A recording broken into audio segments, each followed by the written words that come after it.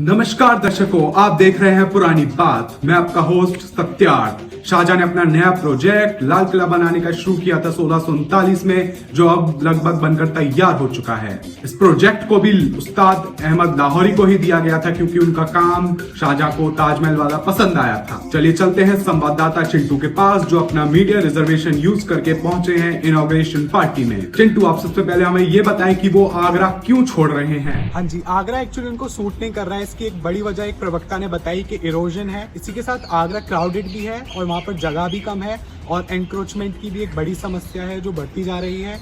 और उनके पास एक ऑप्शन लाहौर भी था, पर लाहौर भी अगेन अनएट्रैक्टिव और उसको ओवर क्राउडेड बताया। उसी के बाद शाहजहां ने अपने एस्ट्रोलॉजर और आर्किटेक्ट को ऑर्डर दिया कि वो आगरा और लाहौर के बीच एक उपयुक्त जगह ढूंढे नया किला बनाने के लिए। उसी के बाद इस किले का, इस जगह का चयन किया गया। दिल्ली की बात करें तो दिल्ली हम जैसा कि जानते हैं पहले भी कैपिटल रह चुकी है, बहुत इंपॉर्टेंट। लगभग 400-500 सालों के लिए कैपिटल थी। इसी के साथ ये दिल्ली एक पवित्र भूमि है पीरों और संतों की, तो इसकी पवित्रता को भी नकारा नहीं जा सकता है। इसके चुनाव में ये कुछ पहलू बहुत महत्वपूर्ण थे। उसके बाद उस्ताद अहमद और उस्ताद हामिद ने 29 अप्रैल 1639 को यहाँ पर खुदाई शुरू की, जिसके कुछ हफ्तों बाद ही यहाँ पर प्रिंसेस को और हाई रैंकिंग ऑफिसर्स को उनके प्लॉट अलॉट कर दिए गए, जिन पर भी काम शुरू साथ में ही हो गया। किले का काम 1648 में पूरा हो गया, जिसके बाद शाहजहां को सूचना दी गई। उनके ज्योतिषी ने 19 अप्रैल का मुहूर्त निकाला। उसी दिन शाहजहां ने इस किले में प्रवेश किया। और वहाँ पर माहौल कैसा है इस समय, किले में क्या क्या हो रहा है। माहौल की बात करें तो एकदम बढ़िया है। बस अभी खाना पीना खा के फ्री हुए हैं। सहजू ने आज जबरदस्ती इतना ज्यादा खाना खिला दिया मुझे। सहजू? कौन सहजू? शाहजहां हमारा तो चलता है, मैं तो जानता हूँ उसे बचपन से। जबरदस्ती मुझसे बोल रहा था 20 हाथी ले जा। मैंने बोला मैं क्या करूंगा भाई, कोई गौसे तो बता।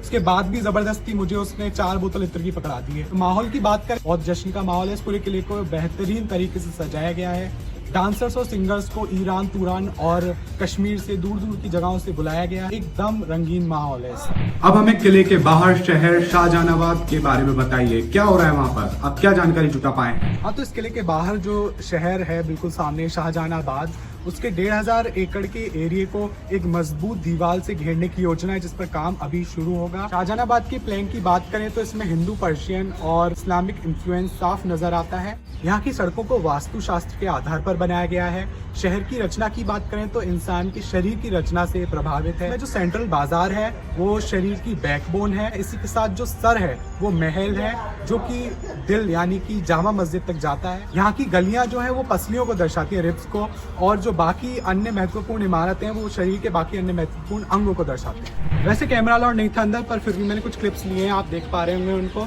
शाहजहां थोड़े कैमरा शाही है, इसलिए मैंने जबरदस्ती भी नहीं की, चलता है। अंदर की बात करें तो अंदर महलों के अलावा फुब्बारों और बागों का खूब प्रयोग किया गया है, और शाहजहां ने अपने लिए एक स्पेशल बालकनी भी बनवाई है, स्पेशली फॉर झरोका दर्शन। ये प्रथा उनके दादा अकबर के टाइम से चली आ रही है। इस किले की अगली जो सबसे फैसिनेटिंग बात मुझे लगी वो ये है, शाहजहां ने सबसे बड़ा अपार्टमेंट, जो कि रिवर फेसिंग अपार्टमेंट है, वो अपने किसी बेटे नहीं बल्कि अपनी प्रिय बेटी जहांआरा को दिया है। इस किले का अन्य आकर्षण था थ्रोन। जो शाहजहां का थ्रोन है उसमें रूबी, हीरे, जवाहरात से जड़ा हुआ वो थ्रोन है। बहुत ही सुंदर है वो देखने में, और जिसके ऊपर 2 मोर बने हुए हैं। इसके अलावा सावन भादो, जो कि हिंदू कैलेंडर के हिसाब से 2 महीने हैं, उनके नाम पर 2 पवेलियन बनाए गए हैं। कैमरा पर्सन चमेली के साथ चिंटू, पुरानी बात। चलिए, आपका बहुत बहुत धन्यवाद। बहुत अच्छा लगा ये सब सुन के।